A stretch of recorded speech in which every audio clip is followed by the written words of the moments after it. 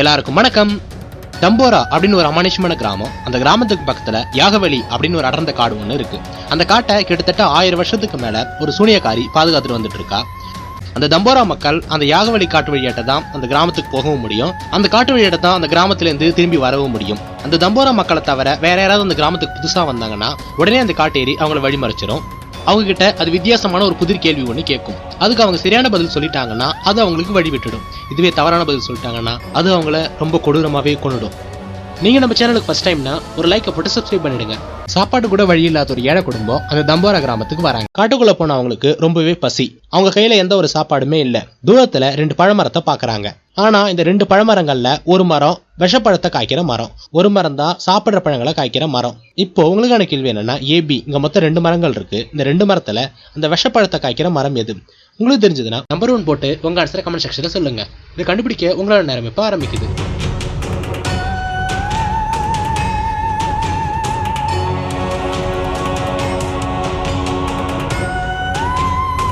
கண்டிப்பா ஏதான் ஆன்சர். ஏன்னா இந்த மரத்துக்கு கீழே பாருங்க, ஒரு அணில் பழத்தை தின்னு செத்து போய் கிடக்குது. அது கடைசியா தின்ன பழம் நீல கலர் பழம். நீல கலர் பழம் ஏ மரத்தை தான் காய்க்குது. அப்ப கண்டிப்பா ஏ மரம் தான் விஷ மரம்.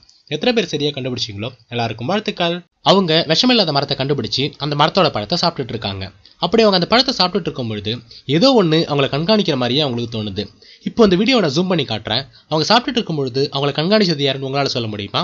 அப்படி உங்களுக்கு தெரிஞ்சதுன்னா நம்பர் 2 போட்டு உங்க ஆன்சரை கமெண்ட் செக்ஷன்ல சொல்லுங்க. இதை கண்டுபிடிக்க உங்களோட நேரம் இப்ப ஆரம்பிக்கும்.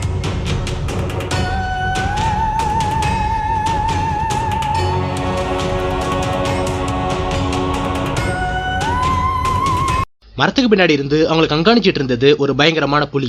எத்தனை பேர் சரியா கண்டுபிடிச்சிங்களோ எல்லாருக்கும் வாழ்த்துக்கள். மரத்துக்கு பின்னாடி இருந்து இவங்களை பார்த்துட்டு இருந்த புலி திடீர்னு அவங்க முன்னாடி வந்து நிக்குது. பழத்தை சாப்பிட்டுட்டு இருந்த அந்த பையனை அந்த புலி அங்கேருந்து தூக்கிட்டு போயிடுது. இவங்க 2 பேரும் தன்னோட பையனை காப்பாத்த அந்த புலி பின்னாடியே ஓடுறாங்க. அந்த புலி பக்கத்துல இருந்த ஒரு பெரிய குகைக்குள்ள போயிடுச்சு. பையனை காணோம் அப்படின்னு அவங்க 2 பேரும் அந்த காடு ஃபுல்லா தேடி அலையிறாங்க. வழக்கம் போல அந்த காட்டேரி அவங்களை அந்த கிராமத்துக்கு போக விடாம தடுக்குது.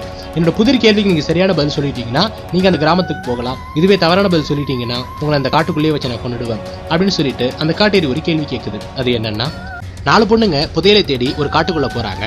அந்த 4 பேத்துக்குமே பவளக்கற்களால செய்யப்பட்ட ஒரு வைரம் ஒண்ணு கிடைக்குது. அந்த வைரத்துக்காக 4 பேருமே சண்டை போட்டுக்கிறாங்க. அன்னைக்கு இரவு வந்துடுது. இந்த 4 பேத்துல ஒரு பொண்ணு நமக்குள்ள ஒரு போட்டி வச்சுக்கலாம். விடிகிற வரைக்கும் யார் பேசவும் கூடாது, விடிகிற வரைக்கும் யார் தூங்கவும் கூடாது. இதுதான் அந்த போட்டி. இந்த போட்டியில யார் ஜெயிக்கிறாங்களோ அவங்க கையில அந்த வைரத்தை கொடுத்துடலாம் அப்படின்னு முடிவு பண்ணி ஒரு மெழுகுவத்தி ஏற்றி வச்சுட்டு 4 பொண்ணுங்களுமே அந்த மெழுகுவத்தியை பார்த்து பேசாமலும் தூங்காமலும் உட்காந்துருக்காங்க. அப்போ அமானுஷ்யமான ஏதோ ஒரு உருவம் வந்து அந்த மெழுகுவத்தியை அணைச்சிருச்சு. ஒரு பொண்ணு அச்சச்சோ மெழுகுவத்தி அணைஞ்சு போச்சு அப்படின்னு சொல்றான். இன்னொரு பொண்ணு நம்மகிட்ட தான் தீப்பெட்டி இருக்கே திரும்பி ஏத்திக்கலாம் அப்படின்னு சொல்றான். 3வது பொண்ணு காத்து அடிக்கவே இல்லை, எப்படி மெழுகுவத்தி அணைஞ்சது அப்படின்னு கேட்கறான். 4வது பொண்ணு நீங்க 3 பேருமே பேசிட்டீங்க, எனக்கு தான் அந்த வைரம் அப்படின்னு 4வது பொண்ணு சொல்றா. இப்போ இந்த போட்டிக்கு நீங்க நாட்டாமையா இருந்தா இந்த 4 பேத்துல அந்த வைரத்தை யாருக்கு கொடுப்பீங்க? உங்களுக்கு தெரிஞ்சதுன்னா நம்பர் 3 போட்டு உங்க ஆன்சரை கமெண்ட் செக்ஷன்ல சொல்லுங்க. இது கண்டுபிடிக்க உங்களோட நேரம் இப்ப ஆரம்பிக்குது.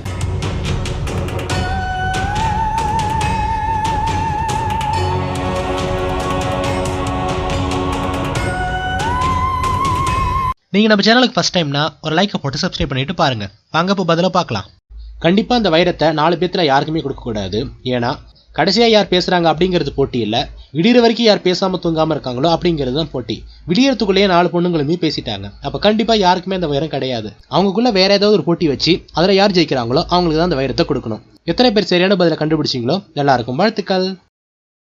அந்த குடும்பம் யாருக்குமே அந்த வைரம் இல்லை அப்படின்னு சரியான பதில சொல்லிட்டாங்க. அந்த காட்டேரியோ அவங்களை அந்த காட்டுக்குள்ள விட்டுருச்சு. பையனை தேடி வந்த இவங்க 2 பேத்துக்கும் ஒரு பெரிய ஆச்சரியம் காத்துட்டு இருக்கு. அது என்னன்னா, அந்த காட்டுக்குள்ள மொத்தம் 3 குகை இருக்கு. இந்த 3 குகையில ஏதோ ஒரு குகையில தான் அந்த புலி அந்த பையனை தூக்கிட்டு போயிருக்கு. இப்போ உங்களுக்கான கேள்வி என்னன்னா, ஏபிசி மொத்தம் இங்க 3 குகை இருக்கு. இந்த 3 குகையில உங்களோட பையனை அந்த புலி எந்த குகைக்குள்ள தூக்கிட்டு போயிருக்கும்? உங்களுக்கு தெரிஞ்சதுன்னா உங்க ஆன்சரை நம்பர் 4 போட்டு கமெண்ட் செக்ஷன்ல சொல்லுங்க. இதை கண்டுபிடிக்க உங்களோட நேரம் இப்ப ஆரம்பிக்குது.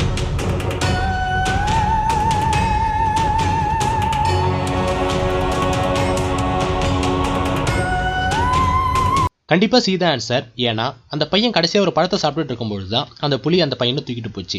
அந்த பையன் கடைசியா சாப்பிட்டுட்டு இருந்த பழம் அந்த 3வது குகைக்கு முன்னாடி கிடக்குது. அப்ப கண்டிப்பா சி ஆப்ஷன் உள்ள குகையில தான் இவங்களோட பையனை அந்த புலி தூக்கிட்டு போயிருக்கும். எத்தனை பேர் சரியா கண்டுபிடிச்சிங்களோ எல்லாருக்கும் வாழ்த்துக்கள். அவங்க 2 பேரும் அந்த பழத்தை பார்த்து கண்டிப்பா இந்த புலி இந்த குகைக்குள்ள தான் தன்னோட பையனை தூக்கிட்டு போயிருக்குன்னு சொல்லி 2 பேருமே உள்ளார போறாங்க. அவங்க உள்ள போன அடுத்த நிமிஷமே இந்த காட்டை பாதுகாத்துட்டு இருந்த அந்த சூனியக்காரி அந்த குகைக்குள்ள போறா. அந்த புலி அந்த பையனை கொல்ல பாக்குது. உடனே இந்த சூனியக்காரி அந்த புலி கிட்ட என்னோட கேள்விக்கு பதில் சொல்லி யார் இந்த காட்டுக்குள்ள வந்தாலும் அவங்க என்னோட விருந்தாளிகளை நீ கொல்ல பாக்குறியா அப்படின்னு சொல்லி இந்த புலியை தூக்கி அந்த சூனியக்காரி செவுத்துல அடிச்சிடறா. அந்த புலி அங்கேயே செத்து போயிடுச்சு. அந்த சூனியக்காரி உங்க 3 பேருக்கிட்டையும் இதுக்கு மேல எந்த ஆபத்து வந்தாலும் நீங்க தான் பாத்துக்கணும், இதுக்கு மேல நான் உங்களுக்கு துணைக்கு வர மாட்டேன் அப்படின்னு சொல்லி மறைஞ்சிருது. இவங்க 3 பேரும் கடைசியா ஒரே ஒரு பாலத்தை தாண்டிட்டா அவங்க அந்த தம்போரா கிராமத்துக்கு போயிடலாம். அவங்க அந்த பாலத்தை பாதி தூரம் கடந்து போறாங்க. ஒரு முனையில ஒரு பெரிய பாம்பு வந்து நிக்குது. அச்சச்சோ பாம்பு வந்துருச்சு அப்படின்னு சொல்லிட்டு வந்த வழியை திரும்பி போக பாக்குறாங்க. அந்த முனையில ஒரு பெரிய கரடி வந்து நிக்குது. பாலத்துக்கு 2 சைட்லயும் போக முடியாது. சரி நம்ம தண்ணியில குதிச்சிடலாம் அப்படின்னு 3 பேரும் பாக்குறாங்க. அந்த தண்ணிக்குள்ள 2 முதலைங்க நிக்குது. இப்போ இந்த இடத்துல நீங்க இருந்திருந்தீங்கன்னா இந்த 3 வழியில எந்த வழியை தேர்ந்தெடுத்து அந்த ஊருக்கு போவீங்க?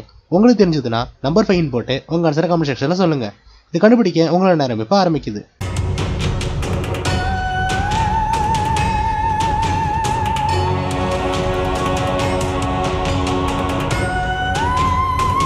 கண்டிப்பா பாம்பு தான். ஏன்னா கரடியும் முதலையும் மனுஷங்களை கண்டு பயப்படாது. பாம்பு மட்டும்தான் மனுஷங்களை கண்டா பயந்து ஓடும். அந்த பாலத்துல ஒரு கல்லு கிடக்கு, அதை நீங்க கவனிச்சிங்களா?